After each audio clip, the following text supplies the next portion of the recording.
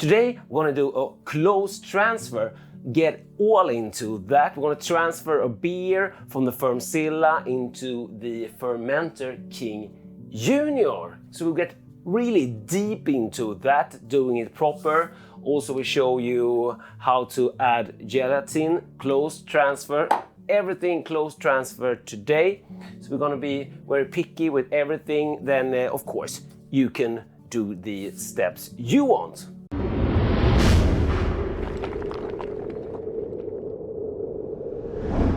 I'm Dr. Hans and this is Dr. Hans Brewery, my channel about beer and home brewing. So if you want to learn with me how to become better at brewing beer and beer in general, consider becoming a subscriber. Here we have 20 liters in the Fermenter King. I pressure tested it up to 30 psi, or like 33 psi the release valve started releasing gas. So it should work up to 30 psi. And this is full of sanitizer. First, clean your keg, fill it up with sanitizer, and we're actually gonna remove all the sanitizer and exchange it with CO2. So we know that all we have in the keg is CO2. But we're not just gonna go through the drain with it. So I'll fill up some other stuff also with the SaniClean. And the reason why I use SaniClean and not Star San is this is a less foaming agency than Star San is. Okay, so put some pressure on there. We don't need much. Here we have a hose with a beer coupling and a beer coupling. So I'm gonna fill up this keg, for example. We will just release some gas here. Make everything flow. CO2 going into the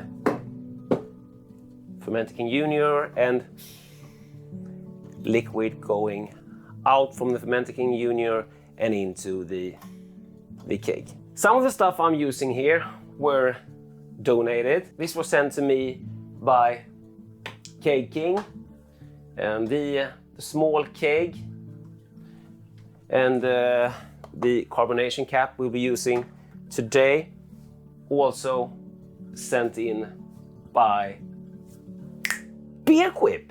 So I will link down below to them. We could always like pretend that this was a sponsored video. It's not. Maybe someday I will actually get paid for this, but not so far. But we got some free stuff at least. This is a must build. I have a video on this one. I use it to clean beer lines, kegs. Cheap and quick build. Really helpful tool. This can't be good content. And fill up this one. This is at like 10 psi. CO2 is coming in. And sanitizer is going out. Let's talk about gelatin for a minute while this is filling up. My favorite gelatin brand, and no, I'm not sponsored, is this one. And I haven't tried so many different, but this is the one has been working best. The Dr. Röttger. Okay, 1 liter left there. And I've seen people like doing weird stuff where they put in the microwave and put it out and in and microwave some more. And I just take a teaspoon of gelatin and pour some boiling water on it, and it works perfectly. So don't complicate it if it doesn't need to be.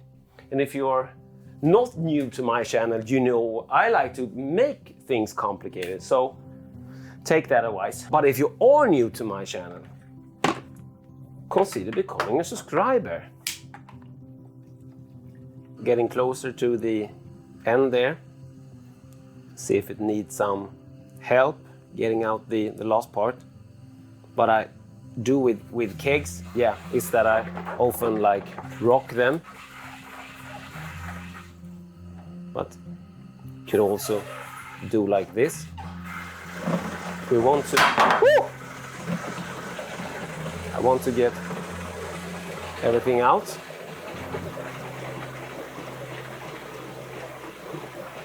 Okay, we're done. The Fermzilla is actually outside cold crashing. It's like -3 degrees Celsius, and we should be fine. Shouldn't freeze at that temp. It's I haven't taken an FG on it yet, but it should be like over 5% beer, so we should be like fine. I actually froze a beer once, and so that was extreme temperature brewing. I think I fermented it at 42°C, and yeah, I froze it at -14°C.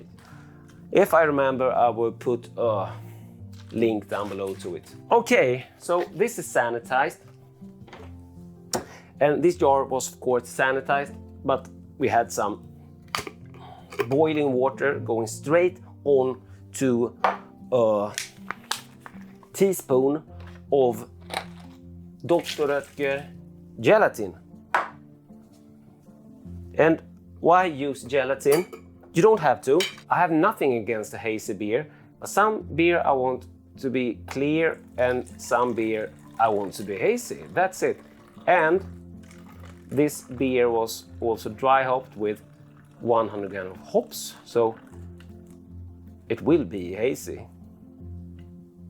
Hops makes haze, and so will yeast and other stuff, of course. If you don't want to use gelatin, you can just use thyme, let it sit long in the keg, or you can even filter it. I'm gonna purge this and bubble CO2 through it. We might have to need to do that more than once, because this can foam up on us. Now we just small amount of gas will be fine, and we're just gonna get the air out. I like to do it this way, so it actually goes down into the water as well. So hopefully we should like scrub this, at least in my mind. So let's carry most of this stuff down into the brew shed and start transfer the actual beer, and then we will add the gelatin on top also. And we're also gonna go through one of the most interesting things about pressurized fermentation. But before that, why are we doing sealed transfer? This is to make the beer last longer. So by sealed, it means that we won't get any oxygen into it. We have only CO2 in here. We will have only CO2 in the lines. So we will get a sealed transfer, which will make the beer stay fresh longer. We will need to take a sample for the gravity reading. Let's take a sample. The reason why I'm taking the sample in a container is because I want to be able to shake out the carbonation, because the carbonation would otherwise just push up the hydrometer, and so this needs to come up to temp. I don't trust calculators. I want to measure my stuff at room temp, and of course with no carbonation in it. If you're getting into pressurized fermentation, I want you to promise one thing, and that's to do this, because this is the most awesome thing about pressurized fermentation. You can pull yourself beer straight out of the fermenter. And I haven't tried this beer.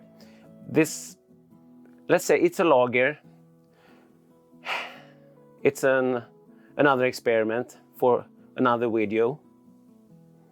And of course, if the beer is very cold like this, even -degrees, we will need to help with some of the head. But that's a thing to keep in mind, that you really want your beers cold when you're transferring it, because it will foam less. Cheers! Let's have a beer.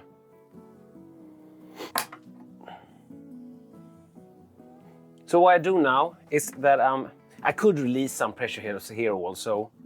CO2 aren't really expensive for me. You count in the price for the beer. You could release some, but it will also transfer slower. The thing is, we want more pressure in here than in there. So this is now showing like 18, and if it's there. It's not coming gas into it anymore, so we're fine. We don't want more in this one. I want, okay, now. So it's filling again. We'll fill it up to 18 psi, so we have the same. Okay, so we are like there. And put it back on the gas side here again. And I usually rest it through one of the handles on the Fermentasaurus. This is the first time I'm doing it this way with the Fermzilla. This is the first time I'm using the Fermzilla, but I have been doing this a lot, so it should go well. So this is the same I used, and at the end we were only pushing out CO2, so this is full with CO2 also. If you're using a normal keg with a deep tube, you will feel from the bottom. Here we will always feel from top, so it can be a little bit different there. We could have some foaming issues of that, but if we are just gentle, I think we would be fine. I will connect one side to the beer side here. Ooh. Okay. Beer is already flowing. And the other one to the beer side here. Okay, we're on. Okay, beer is coming. Can you see it? Beer is coming. If you don't have a spawning valve, you could just release some pressure here. But if you do have a spawning valve, you can use it. This is my favorite spawning valve.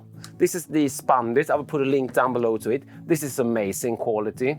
And I have really been mistreating this one, and it just works every time. And have been trying another one also, so I can do like a comparison. I realized I haven't done a review of this, but yeah, this gets the doctor's approval. It's awesome. The Spandit and the thermometer. You see, beer has stopped flowing, and that's because we have the same pressure in both of these vessels. So now we need to either put more pressure in this one or reduce the pressure here. And of course, what we want to do is reduce the pressure. You don't need a spawning valve for this, but it's highly recommended. So I will just open this up, so we will have a small flow of CO2 going out into the thermometer. When we screw this, you can see that it starts to bubble. Sometimes it can be a little exploding reaction. Okay, so now it's coming, nice and slow. I can't remember how many times I have gotten to the point where beer comes out, but I just run sanitizer with this. You need to build one of these. Check out that video. I think we can go even faster. Because there's no foaming at all.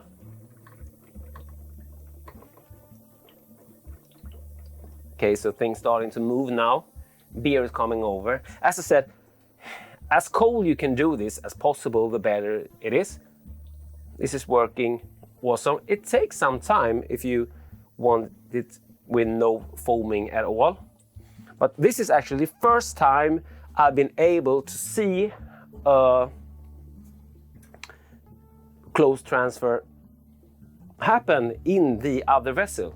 The cool thing with having a spawning like this is that you could put this into like a bucket, and yeah, you won't have beer all over the floor. I had some issues with the Fermzilla at the start, but yeah, it's working. It's working. With the new seal, it has held pressure fine.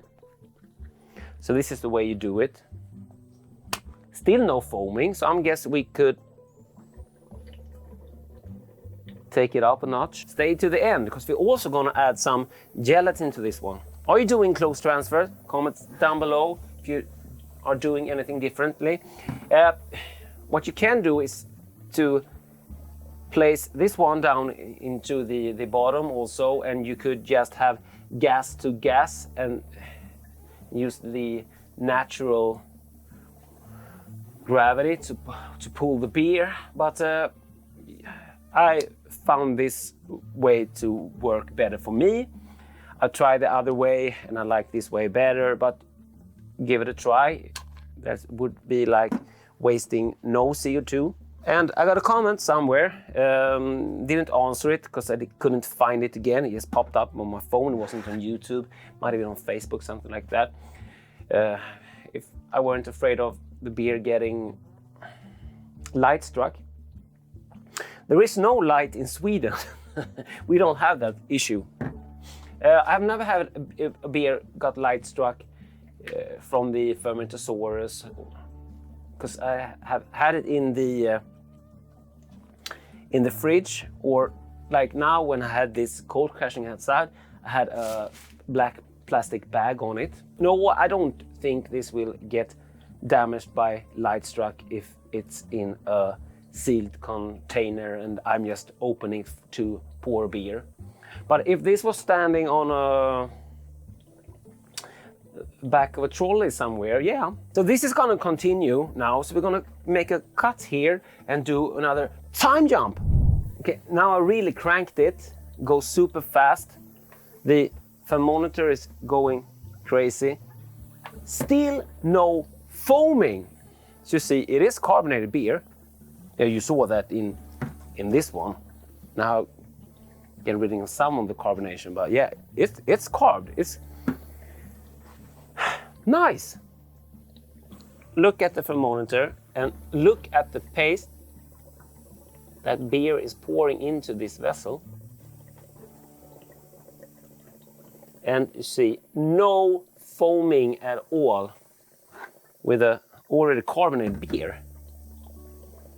It's so cool to see it like this. I've never done it before. Getting excited. Of course there will be no foaming in here. But from that, it should be foaming. But the pressure is holding the foaming back. And we have no O2 going into this at all. Awesome! This is almost full now. I've never done a seed transfer this fast. And the reason for it's going so fast is that I can monitoring it. There's no foaming. We have started to form some summer foam, but it's not even covering the whole surface. Don't have that much left, actually. You can see the pickup line there. Can you see it? It's starting to pull some yeast now, even some small debris, but that ain't really an issue, because in this one we have a floating pickup line, so this will always pick up beer from the side.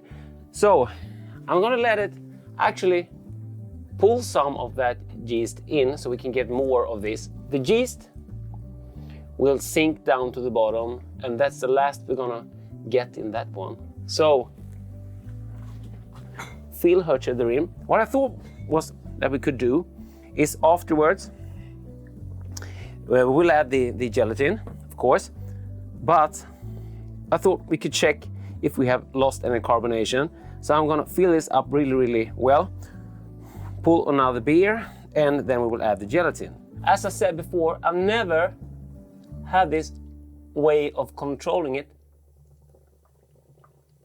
Now it's full. Woo! Awesome! It has not been a disaster. We've got like everything out of there. You must see this, sorry. This is more than you should fill up a keg, but we're gonna pour another beer out of it. So that's why I did it. And left with just some beer there. We did pick up some yeast, but that will sink to the bottom quite fast. So we pour out a beer and add the gelatin. Now it's hard to see which beer, but it's marked. Yes, I keep on forgetting that. Okay. Let's pour off the star sand. We will see. Of course, we don't have the, might not have the massive pressure now, so let's put some pressure on there.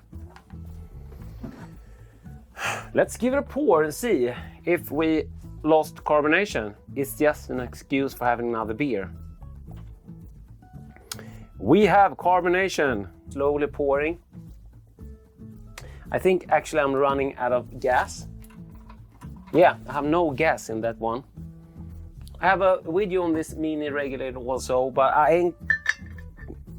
it's not possible that I would remember to link to everything. I've been wasting a lot of gas also with trying out all of these new fermenters. So please give this video a like. And now we have more like decent level in the keg. Cheers! Time for the gelatin. So there you have the gelatin. Can you see this? Yes, you can.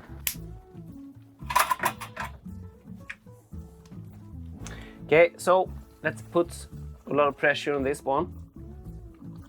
That's 40 psi. And I have a shorter one also, but this is just full with beer now, so we will be fine. You could make it shorter. If you're just gonna do this, I would suggest getting a short line. So I'm attaching this one. As soon as I attach this to the beer side, if everything goes well, it should start pulling, because I have 40 psi in the bottle and not so much in this. And if we need, we will release some pressure here to draw even further. Okay, so we're pulling liquid, and see, now it's foaming a bit. Okay, so everything from this vessel is transferred into this one without oxygen.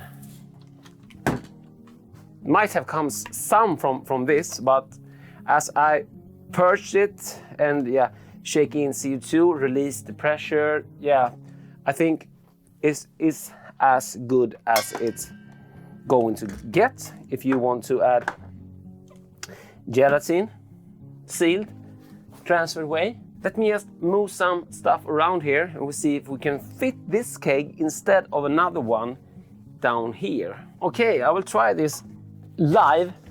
It's not live. The new keg is going down. And it's going, it's working. Okay, you didn't see that. It's here. Now you see it. Now you don't. When that's over, flush all your stuff. We will do like this. To flush this out, we'll connect it there and connect it here and just open this one. You see sanitizer going in. SaniClean, shut it, disconnect it, shake it, try to open it, pour it out. And maybe you don't have to clean everything properly, but I like to keep everything clean and sanitized. Do it again, running SaniClean through all the system. Also into the bottom of the bottle. Shake it. I will do it a third time. When I feel that this is clean, I could just keep it like this for the next time. And if you're making one of these, you will need a PET bottle, you will need a carbonation cap, and you will need a beer hose. And do cut it in an angle so it goes straight down to the bottom, but it should be in an angle that will help you. Promise. So guys, there you have it. That's how I do seed transfer. I hope it answered the questions that has been asked to do like this video with the Fermzilla, but it's the same with the Fermentasaurus or with the Fermenter King Junior, Fermenter King, or wherever other pressurized vessels you are using, really. If you aren't already, consider becoming a subscriber. Of course, like the video and ring that little bell. If you're interested in all of my beer recipes, there's my Patreon page. My patrons help me every month by supporting, by paying a small amount, and yeah, thank you so very much. Cheers and thanks for watching. Dr. Hans out.